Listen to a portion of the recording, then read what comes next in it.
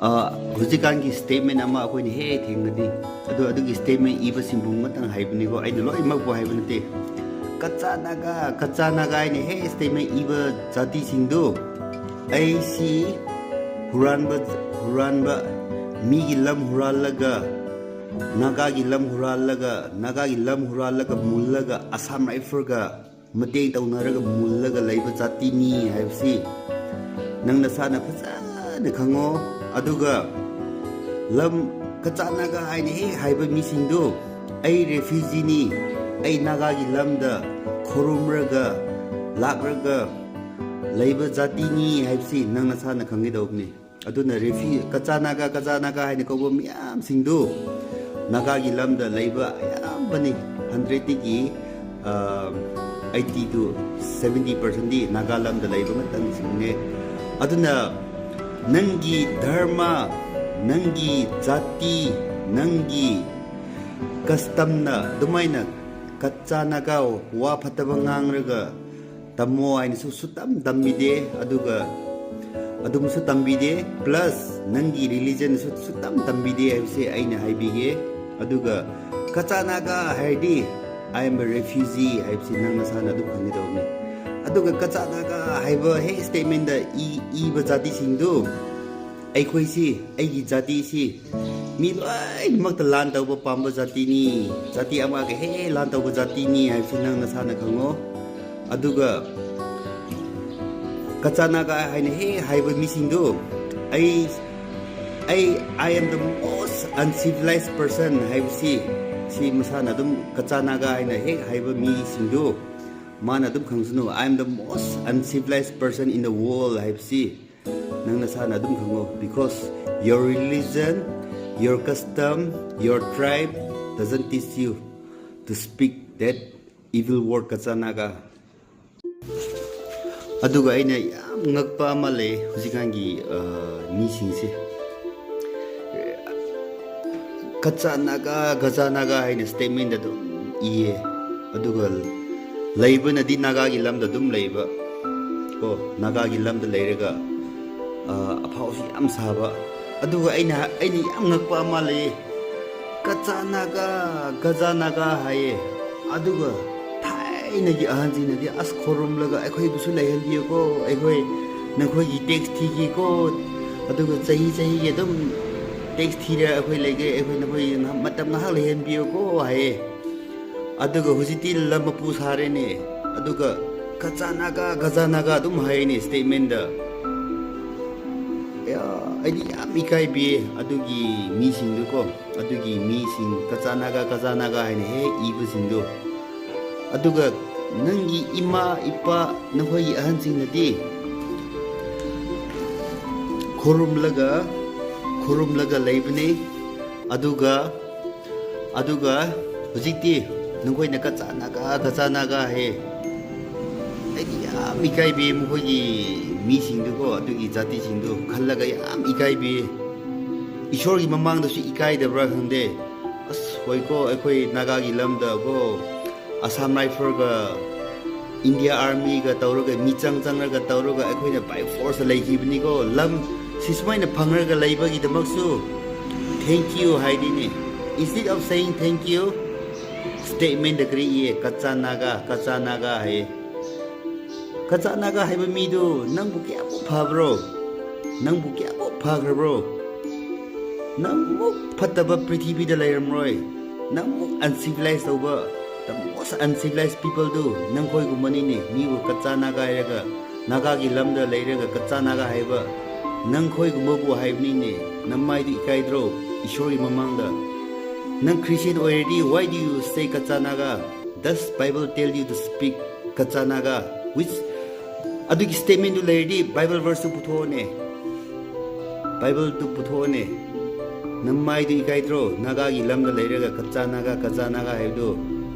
napa nama nangi dharma na tambibro nangi custom tradition na tambibro ikai bkhone kacha naga du krigi hai bro naga gi lamdi chakrona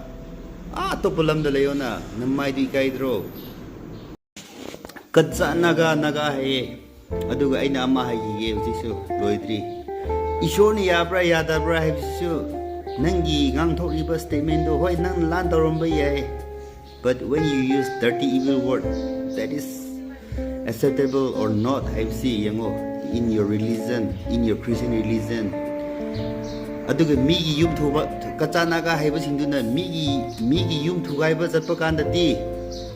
nangi Christian religion to kadai chakra. Nang Christian in the name of Christian, in the name of religion, in the name of Jesus Christ nang yum thugaiba chapra. Aduga nangkhoi kachanaga wai phataba sisinabadu nangkhoi tradition da, nangkhoi culture da, nangkhoi religion da karamba Bible verse da yaubra haibsi aina si question tawbni ko hujiksu. Aduga nangkhoi na lairiba lamdu aikhoi gi lamne haibsi naga gi lamne haibsi nangkhoi khangi dawbni. Aduga kachanaga naga haibsingdu aina amra haige nangkhoi gi sil asi kaubusi chumme haidi nangkhoi gi religion, nangkhoi gi culture, nangkhoi gi custom tradition da lairidi karamba lari tara adu putho aduga statement du akai su uhallo laitragati nangkhoi gi smai kaubudu lale asigmudi tawunu haibsi chumtho ko kachanaga haibagi society singdu nangkhoi gi statement asimai ne kachanaga kauba yaba wahai phadaba sijinaba yaba gi statement du laiba tarti please nangkhoi gi dharma du da puthораga ullo aduga tambiyo aduga hairiba mi du su phajana chumtho piyo. It's very shameful, okay? Yam ikai biye aduga kachanaga haiba mi singdu wai phadaba sijinba singdu I'm the most uncivilized person in this world haibsiko prithibida khwaidigi lawai taba khwaidi chawkhataba khwaidigi minai don khraba khwaidi pangkhraba jati du aine mi du aine haibsi nangna sana khango. Kachanaga hai ko nokninge aidamaktadi moina akhoi naga lamda leiraga aduga homeland su niri ni naga gi lamda leiraga naga gi mising bu thank you haidini akhoi naga da lam khwai gi mangbasi tangkhol si yauribni thangalama ko thamai si na hairege thangal makeng haibagumba aduga kari impui khoi gumba rongmai lengmai sune lam yamang lepsiko sigi jati mari manga si lam yamang mane aduna asikari gi damagra haga refugee sing hujigi kacha naga ina kaubu singdo mukhoina lam khopchillaga laibagi damakdani adu ersu still then ekhoi gi naga rongma ichini naw sing lengma ichini naw sing impui gi puimai gi ichini naw sing Thangal gi ichin naw sing tangkhol gi ichin naw sing yam phaina hujiksu lan tawdri adubu kachanaga haiba mi singdo aisi yam uncivilized oye ko ai am phati ko akhoi gi jati si am phati ko haibsi khallo as akhoi jati sing si ko mi gi lamda leirega asmaina tawbisidi ko yam phati haibsi nangi kokta khallo kachanaga ina statement he thagatba mi singdo nangkhoi kokta khallo nangkhoi nongma soi lan tawhini naga ga hujigi kachanaga haiba mi singdo lan tawrok hini lan tawrok podadi amgo khorum hini khorum laga please nusi bidna so tawbino ko aina khorumba matam lakhi hini adu matam dadi khorum rusu pai le roi ko nangkhoi gi matam loiba matam haibudu lakhrabni kachanaga ina he haiba singdu Bible da siyaubni adugi jati singdu ida longraga manghi da ba jati singni aduga kachanaga haiba mi singdu adugi jati singdu si gyan tai daubni adu hujiti gyan taramroi kachanaga ina tum thadorabna ko adubu one day nangi kachanaga ina kaukhibagi reaction du nangi jati du loi mutki tawribni nangna adu haibagi damako aduna kaugunu nanna kachanaga haibudu aina amatang hairaga yam haye haigini nanna kachanaga haibudu ishor bu hango aina kachanaga haibudu chumbra chumdabra haibsi ishor amra prashna tawraga nangi church ta nangi Christian da nangi religion da nangi tradition da custom da amra hango kachana ga go du ishor ni yabra yadara si fazan khallo aduga namai du khra ikai ba hango ko statement iba kachana ga singdu ngoi fazana haibi bune ishor ni yabra yadara si adu amra fazana tawo aina haige hoi kachana ga naga e nangna hoi akhoi naga singbu kachana ga kaure phare adu erdi I just want to ask one question ko nangdi kyamo nangdi karira nang na khoi kachana ga gordi ziki statement de iriba mi singduga airiba mi du nangdi karira aduga nang ishor gi mamangda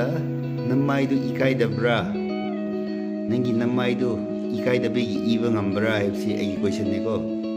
aduga kramba bible verse de yaubra hepsi aina nang bodu hangrim ne ko aduga nang ne iribudu nangbu fataba prithvi da laite hepsi aina igi ko saurusu lan taurusu you don't need to mention those evil word ko aduna aina dum haining mane hoi kacha naga naga he adu phai kris kaide nangna kauge ersu ko nangbu kana su thingroi huji aina si haire su nangna next statement de ige ersu iyo kaide ko adubu nangi religion do nangi chaniba custom tradition do mina o sikhoi gi jati sidi migi lam huran bani migi lam mulaga lam khoplaga jati khuti nalan dawni haisi you're indicating yourself ko when you call kachanaga aduga when you call someone a very dirty things ko aduna nangna ngangkhibadu as you sow social you reap haisi nasi sukau gaunu aduna kachanaga haiba mising du so aina haibne hoi aphabada ko nangsu ngangi edi something but don't use slang language haibsi ko aina do haining ne nangi Christian religion da du mangango haibadi yaude haibsi aina nangbu ya mai chauna mai pakna ko nangbu social media da aphaba means da dum ko haibi bani ko